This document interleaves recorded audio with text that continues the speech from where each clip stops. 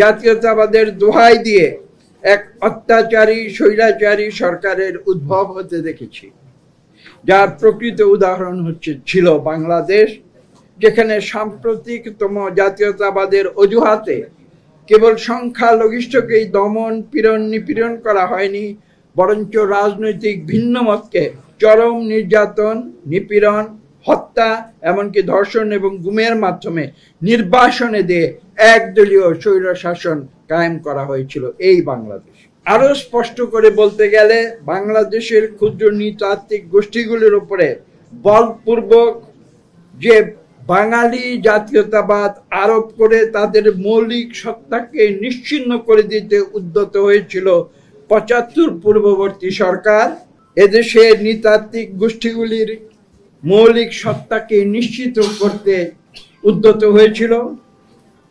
সেই মুহূর্তে জাতির নেতৃত্বে সিপাহী জনতার বিপ্লবের মাধ্যমে অবতীর্ণ হয়েছিলেন স্বাধীনতার ঘোষক বীর উত্তম জিয়াউর রহমান এবং তৎপরবর্তীতে বাংলাদেশি জাতীয়তাবাদের ধারাটির অবতারণা করে বাংলাদেশের জাতি, ধর্ম, বর্ণ নির্বিশেষে সকল মানুষকে একই সুতায় গ্রথিত করে ঐক্যবদ্ধ একটি জাতিকে নতুন যাত্রা সূচনা করে বিশ্বের বুকে একটি উদার, গণতান্ত্রিক, সম্মানশীল জাতি হিসাবে বাংলাদেশকে পুনঃপ্রতিষ্ঠা করেছিল।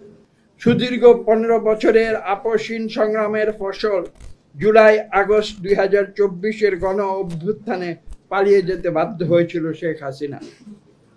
একথা বললে হয়তো অত্যুক্তি হবে না যে ছাত্র জনতার গণ অভ্যুত্থান ঘটেছে বাংলাদেশি জাতীয়তাবাদের মূলমন্ত্রেই।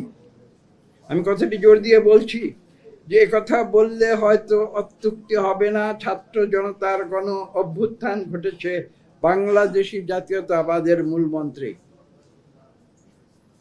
সেই গণ অভ্যুত্থানে তারেক রহমান নেপথ্যের একজন কুশীলব হিসেবে তার ঐকান্তিক প্রচেষ্টায় বাংলাদেশে গণতন্ত্র পুনরুদ্ধারে